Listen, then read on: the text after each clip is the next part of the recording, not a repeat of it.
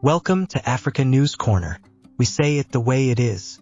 The African penguin population, native to South Africa and Namibia, is facing rapid decline with a potential extinction by 2035 if current trends continue.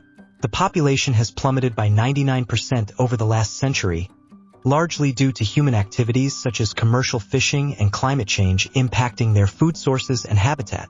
BirdLife South Africa and the Southern African Foundation for the Conservation of Coastal Birds, SANCCOB, are now taking unprecedented legal action against the South African government, demanding better protection measures to safeguard these penguins. U.S. troops in Chad are safe despite tensions following the country's presidential elections, where violence and celebratory gunfire resulted in civilian casualties.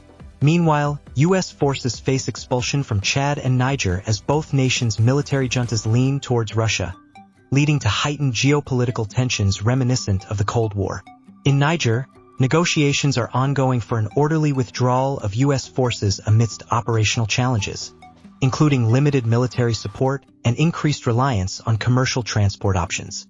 During their 3-day visit to Nigeria, Prince Harry and Meghan, the Duke and Duchess of Sussex, supported wounded soldiers and the charity Nigeria Unconquered. They engaged with the organization responsible for Nigeria's participation in the Invictus Games, an international event co-founded by Prince Harry. Bishop Matthew Kukah of Sokoto Diocese warned that banditry in Nigeria will worsen if the government fails to invest in youth education. Speaking at a Rotary International conference, he highlighted the growing number of uneducated children, particularly the Almayiri, as a root cause of increasing terrorism and banditry. Kukah urged philanthropic efforts to focus on combating illiteracy to prevent further deterioration of security. The EFCC chairman, Ola Olukoyede, has issued a warning to embassies in Nigeria against the unlawful practice of demanding payments in US dollars for consular services. This practice violates the Central Bank of Nigeria Act, which mandates the naira as the only legal tender.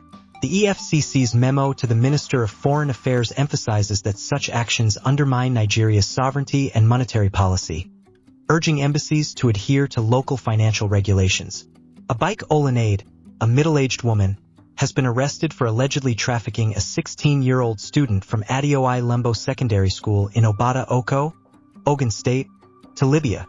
The police confirmed the arrest and reported that Olanade confessed to the act. The case has highlighted ongoing issues of human trafficking within the region. Meghan, the Duchess of Sussex, highlighted the importance of understanding one's heritage during her visit to Nigeria. "It's been eye-opening to know more about my heritage," she said, expressing how humbling the experience was. Her discovery through a genealogy test that revealed her Nigerian roots led her to call Nigeria "my country" during her engagements focused on mental health and mentorship for young women. Elon Musk reported that Starlink satellites are experiencing significant pressure from a major geomagnetic solar storm, described as the most intense in a long time. This disruption follows a severe solar event that prompted NOAA's Space Weather Prediction Center to issue a rare G4 geomagnetic storm watch, potentially affecting visibility of the aurora as far south as Alabama and Northern California.